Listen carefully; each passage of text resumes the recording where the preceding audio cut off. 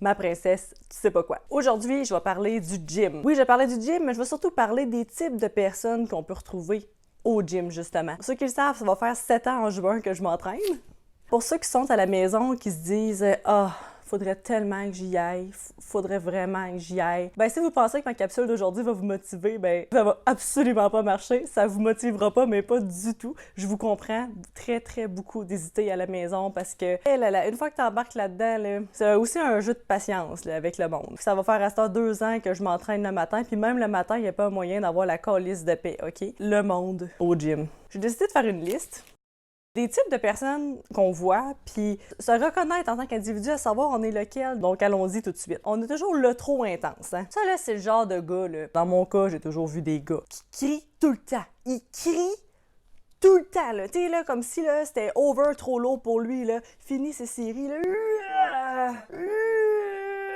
C'est trop lourd pour toi, fais juste mettre moins lourd. Tu sais, je veux dire, là, tout le monde au gym est capable de compter en même temps que toi, là, t'es rendu à combien de reps dans ta série, là. Tu sais, c'est comme peut-être pas normal. Quand que t'as des gros beats, puis que tu réussis quand même à entendre quelqu'un percer ce mur-là, un indice peut-être que c'est trop intense, là. Tu sais, surtout que tu remarques pas quand tu te lèves de ton banc puis tu regardes autour de toi, que le monde te dévisage là, carrément parce que tu déranges absolument tout le monde. C'est de la pollution sonore agressant, là. Qu'est-ce que tu fais là? Oui, là, on est là pour pousser, je comprends, OK? Mais quand t'es rendu, là, que tu peux compter le nombre d'hémorroïdes qui t'a poussé dans un training tellement que t'as failli te chier dans la culotte, là, c'est peut-être un indice que je sais pas, hein? Un nouveau training, puis peut-être en avoir un qui s'adapte à ton poids, hein? Parce que ça, on le sait, les gars, puis même les filles, hein? Les filles, on n'est pas à l'abri de ça, il y en a autant. C'est un monde de compétition, le monde, ils peuvent pas juste s'entraîner, se mêler de leurs affaires. Non. Le monde, ce qu'ils veulent, c'est toujours être plus lourd que lui d'à côté. C'est à cause de ça qu'on a droit au monde qui s'entraîne en un style de cabochon, qui font la moitié du mouvement que c'est censé faire. On a aussi celui qui pense que le gym y appartient. Tu sais, celui-là qui arrive, là, avec sa serviette, un coton ouaté,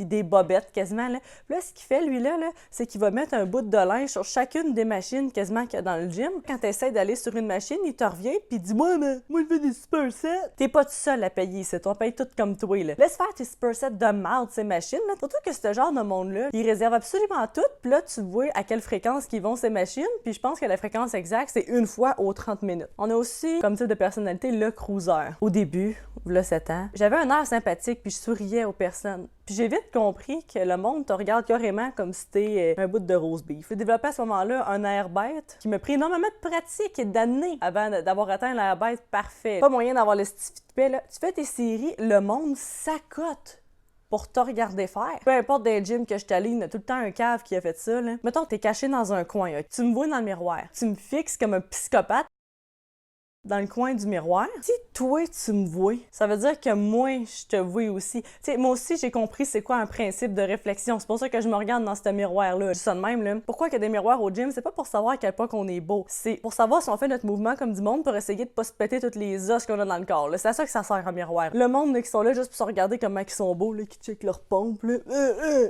Non. Laisse faire ça, là. Laisse faire ça. Les cruisers sont dégueulasses. Ils font rien que te fixer comme des psychopathes. Ils sont tout le temps dans les jambes, mais ils vont jamais avoir, par exemple, le guts d'aller te parler. Oh non.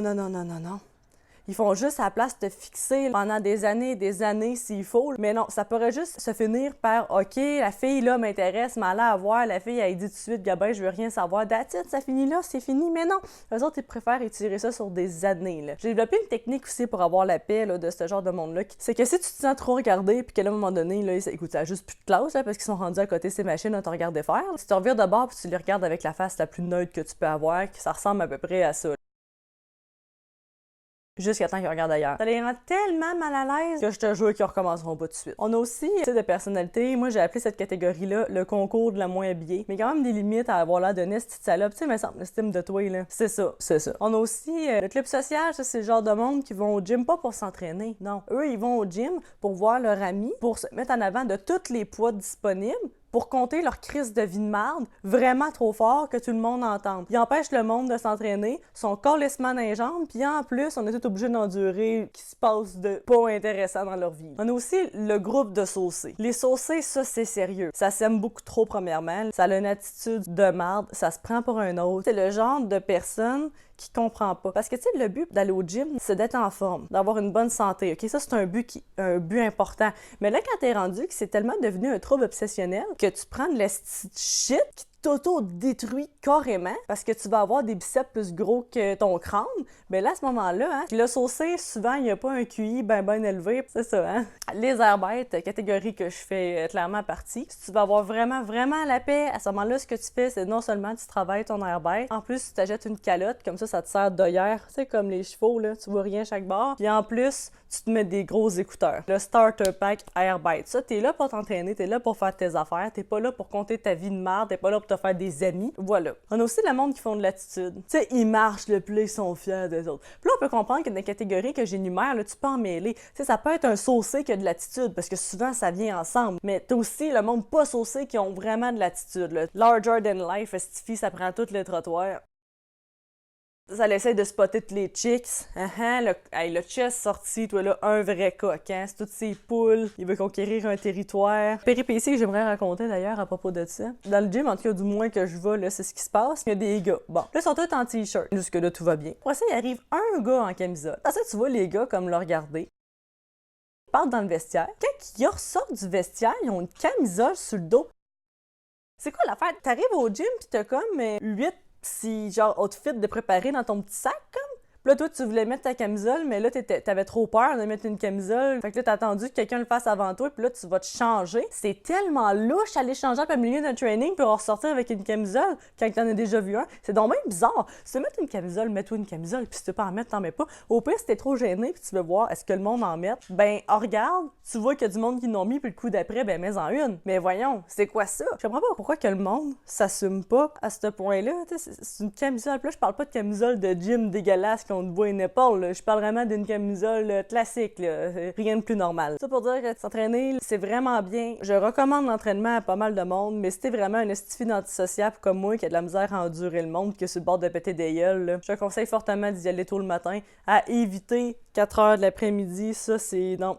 Ça, c'est non. Ça, c'est tout le monde. Ça, c'est l'heure de pointe des gyms. Si tu veux voir, les saucés sont là. Les cruisers sont là. Les petites putes sont là aussi, parce que les petites putes vont avec les saucés puis les cruisers. Ça va ensemble. Bonne chance à ceux qui s'inscrivent, puis bonne continuité à ceux qui y vont. N'oubliez pas de vous abonner à ma page. Merci.